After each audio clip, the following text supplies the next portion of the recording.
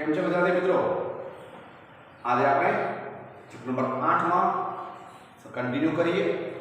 ઓછીની મૂડી વિશે આપણે ચર્ચા લાસ્ટ વિડિયોમાં કરી હતી. એમાં આપણે ડિબેન્ચર, જાહેર થાપણો, બોન્ડ વિશે ચર્ચા કરેલી છે. હવે આગળ વધીએ કે ઓછીની મૂડીનો બીજા કયા પ્રાપ્તિ સ્થાનો છે. તો નેચરલી છે કોઈ પણ નાણાકીય સંસ્થા દ્વારા લોન. જરૂર નહીં કે ડિબેન્ચર બહાર પાડવા જ પડે કે બોન્ડ બહાર પાડવા પડે. આપણને જ્યારે જરૂરત કોઈ ટૂંકા ગાળા માટે હોય અને આપણને આ ડિબેન્ચર, બોન્ડ બહાર પાડવાની પ્રક્રિયામાંથી પસાર ન થવું હોય, એક્સ્ટ્રા ખર્ચા ન કરવા હોય, તો ઘણી નાણાકીય સંસ્થાઓ છે જે આપણને ટૂંકા ગાળા માટે લોન આપતી હોય છે અને ઘણી મદદ પણ કરતા હોય છે. કેવા પ્રકારની મદદ અને કેવા પ્રકારે આ નાણાકીય સંસ્થાઓ મદદ કરે છે કંપનીઓને, એ વિશે આપણે ચર્ચા કરીએ. તો જુઓ વિદ્યાર્થી મિત્રો, વિજ્ઞાન અને તકનીકી ક્ષેત્રે પરિવર્તન થવાથી ઉદ્યોગ ધંધાનો વિકાસ થયો છે. તેમાં તેમની લાંબા ગાળાની મૂડીની જરૂરિયાત પણ વધી છે. દરેક એકમમાં અત્યારે લાંબા ગાળાની મૂડીમાં ઘણો વધારો થયો છે, જરૂરિયાતમાં વધારો થયો છે. કારણ કે આજે ટેકનોલોજી એટલી સુધરી ગઈ છે કે આપણને લાંબા ગાળા માટે નિવેશ કરવું બહુ અનિવાર્ય બની ગયું છે. ટેકનોલોજીથી કામ કરવું એ બહુ જરૂરી બની રહ્યું છે આજકાલના કોમ્પિટિટિવ યુગમાં ટકી રહેવા માટે. વ્યક્તિગત રોકાણકારો અને વેપારી બેંકો આ જરૂરિયાત પૂરી પાડી શકે નહીં. એટલે કોઈ વ્યક્તિ આપણને લાંબા ગાળા માટે લોન ના આપી શકે. વેપારી બેંકો જે છે એ એક સમય હતો કે જેમાં એ પણ લાંબા ગાળા માટે લોન ન આપી શકે. એવો સમય હતો. આગળ ડિસ્કસ કરીશું. વેપારી બેંકો હવે કન્વર્ટ થઈ ગઈ છે, પણ અહીંયા આપણે સિમ્પલ ઇન્ટ્રોડક્શન વાંચીએ છીએ. તેથી લાંબા ગાળાની મૂડીને પહોંચી વળવા માટે વિશિષ્ટ નાણાકીય સંસ્થાઓ જરૂરિયાત ઉદ્ભવી. એટલે વિશિષ્ટ નાણાકીય સંસ્થાઓ એવી નાણાકીય સંસ્થાઓ હોવી જોઈએ જે કંપનીને લાંબા ગાળા માટે લોન આપે. હવે આવી નાણાકીય સંસ્થાઓની જરૂરિયાત ઊભી થઈ જે લાંબા ગાળા માટે લોન આવે તો સરકારને આગળ આવવું પડે. અને ઘણી એવી અંડર ગાઈડન્સ ઓફ ગવર્મેન્ટ ઘણી નાણાકીય સંસ્થાઓ શરૂ થઈ. તમને સાંભળ્યું હશે આઈડીબીઆઈ બેંક. આઈડીબીઆઈ નો ફૂલ ફોર્મ શું છે? Industrial development bank of India. એટલે જે ઇન્ડસ્ટ્રીઝને લાંબા ગાળા માટે લોન આપતી હોય છે. IFCI, industrial finance corporation of India. Industrial અને ઉદ્યોગ ક્ષેત્રને ફાઇનાન્સ પૂરું પાડે છે. જુઓ નીચે આપેલી જ છે. આઈસીઆઈસીઆઈ બેંક તો સાંભળી જ છે. તો આઈસીઆઈસીઆઈ બેંકમાં પણ આઈ એટલે ઇન્ડસ્ટ્રીયલ ક્રેડિટ છે. Industrial credit and investment corporation of India. પછી આપણી ગુજરાત બેઝ કંપની છે GSFC, Gujarat state finance corporation, અને જીઆઈઆઈસી એટલે ગુજરાત ઇન્ડસ્ટ્રીયલ ઇન્વેસ્ટમેન્ટ કોર્પોરેશન. એવી તો ઘણી લાંબી લિસ્ટ છે. તમારે આવી રીતે સમજાવવા માટે આપ્યું છે કે એવી ઘણી નાણાં સંસ્થાઓ છે જે ઉદ્યોગ વિકાસ માટે લાંબા ગાળા માટે જે છે એ મૂડી પૂરી પાડે છે. ફક્ત મૂડી, ફક્ત લોન, ફક્ત રોકડ નહીં, ઘણી રૂપે મદદરૂપ થાય છે. તમે જુઓ એના કાર્યો, આ બેંકોના કાર્યો શું હોય છે, આ સંસ્થાઓના કાર્યો શું હોય છે. સૌથી પહેલાં તો એ લોકો શેર ખરીદીને નાણાં પૂરા પાડે છે.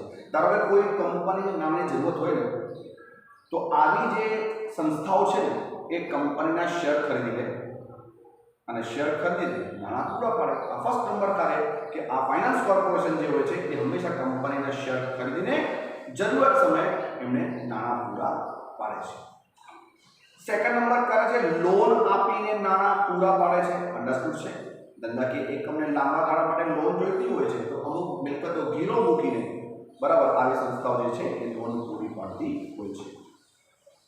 હવે થર્ડ છે તકનીકી સેવાની સીધી ચૂકવણી દ્વારા મદદ. તકનીકી સેવાની સીધી ચૂકવણી. હવે તમને કહું, ઘણા એકમો એવા હોય છે ને જે નવા માર્કેટમાં હોય છે, પણ ધારો કે આવી સંસ્થાઓને ખબર પડે કે આ એકમ નવો છે અને કદાચ ઇનિશિયલ સમય માટે એને નાની જરૂરત છે પણ એ રોકાણ કરી શકતા નથી કારણ કે નવા એકમો વધારે પડતા રોકાણ કરવામાં અસક્ષમ હોય છે.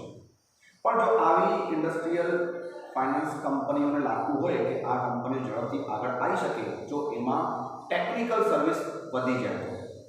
પણ ટેકનિકલ સર્વિસ બહુ મોંઘી હોય છે એટલે નવી કંપની રોકાણ કરી શકતી નથી. તો આવા ફાઇનાન્સ કોર્પોરેશન શું કરે, એ એમને ટેકનિકલ સેવા આપે.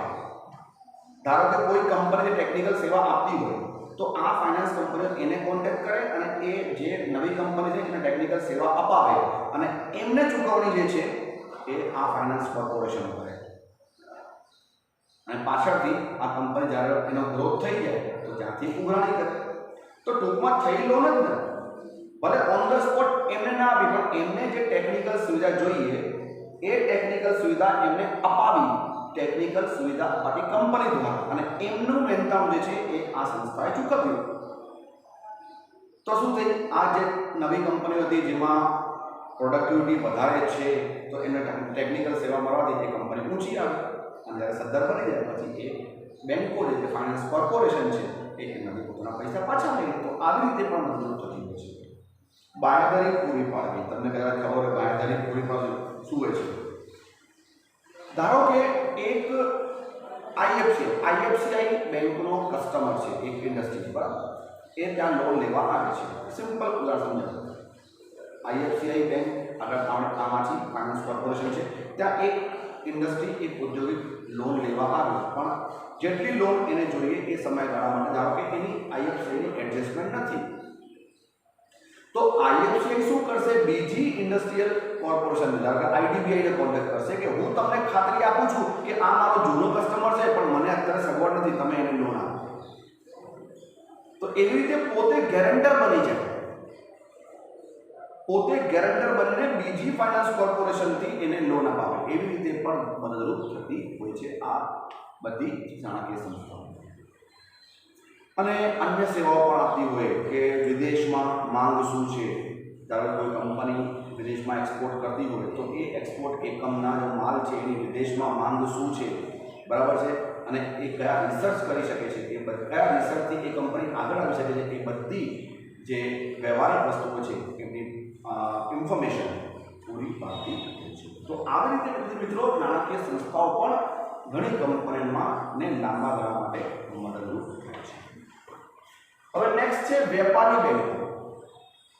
વેપારી બેંક પણ શું, વેપારી બેંક એટલે શું, કોમર્શિયલ બેંક. કોમર્શિયલ બેંકનો મુખ્ય પર્પસ શું હોય છે, પ્રોફિટ.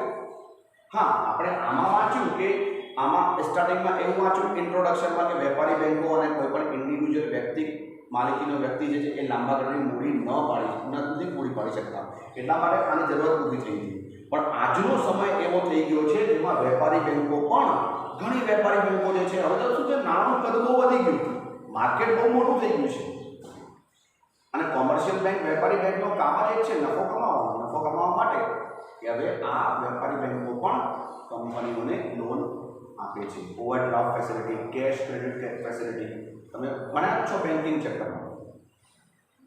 તો વેપારી બેંકો શું છે, ટૂંકા ગાળાની મૂડી પૂરી પાડવામાં વેપારી બેંકનું ઘણું મહત્વ છે.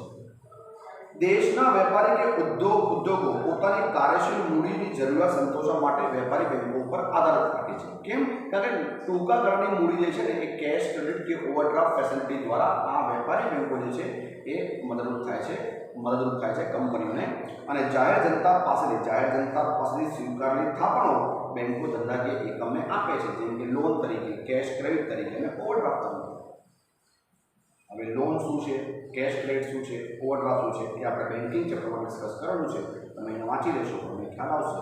પણ અહીંયા તમે સમજો કે ટૂંકા ગાળાની જરૂરિયાત સંતોષવા માટે વેપારી બેંકો જે છે એ ધંધાકીય એકમને 3 રીતે મદદરૂપ થાય છે: કેશ ક્રેડિટ, ઓવરડ્રાફ્ટ અને લોન ફેસિલિટી.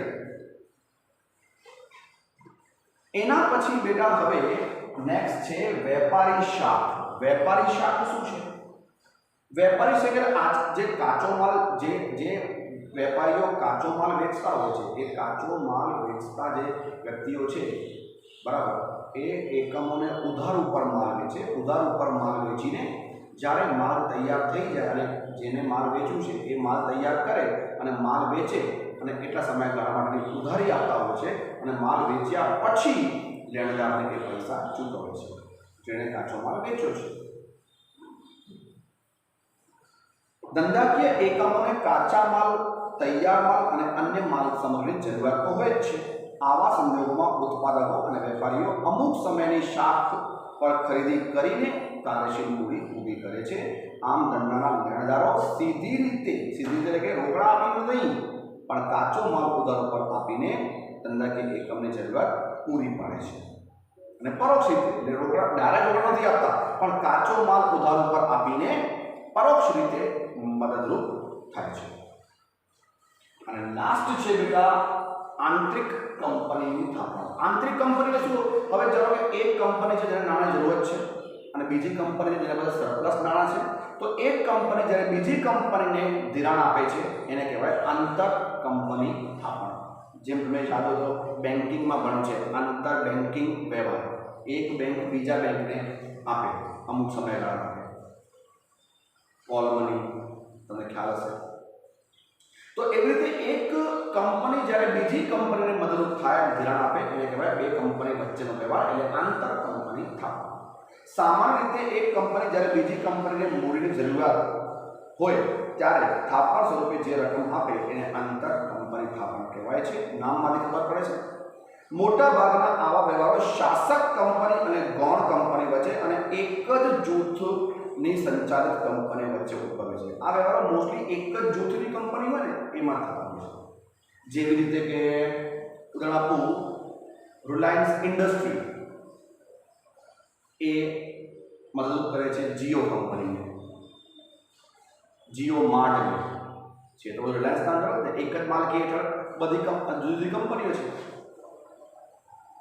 અથવા શાસક કંપની જેણે કોઈ કંપનીના 51% વધુ શેર ખરીદી લીધા હોય એ શાસક કંપની કહેવાય. સામેવાળી કંપની ગૌણ કંપની કહેવાય. તો જ્યારે ગૌણ કંપની જરૂરત પડતી હોય છે ત્યારે શાસક કંપની એમાં રોકાણ કરતી હોય છે. તો આવા વ્યવહારો મોસ્ટલી એવી બેંકો એવી કંપનીના વચ્ચે થતા હોય છે અને એમાં વ્યાજનો દર અને મુદ્દત કરાર દ્વારા નક્કી થાય છે અને અન્ય પ્રાપ્તિ સ્થાન કરતાં સરળતાથી ધિરાણ મળે છે. કારણ કે શું છે, પોતાની કંપની ધિરાણ કરવું એના માટે કોઈ વધારે પરવાનગી લેવાની જરૂર નથી. સામેવાળાની સામે કંપની જે આપણી ગૌણ કંપની છે એની આર્થિક પરિસ્થિતિ તો આપણને ખ્યાલ જ છે બેટા. તો એવી રીતે આંતર કંપની સ્થાપના પણ એક લોન આપવાની એક રીત છે. તો અત્યારે બેટા આપણે અહીંયા ઓછીના મૂડીના ઘણા પ્રકારો પૂરા કર્યા અને હવે છેલ્લે જે છે એ માલિકીના ભંડોળ અને ઓછીના મૂળ જે તફાવત છે તે તમે વાંચી લેશો તો 100% તમને ખબર પડી જશે. So dear students, I hope you understood today's lecture very well. Thank you very much and God bless you.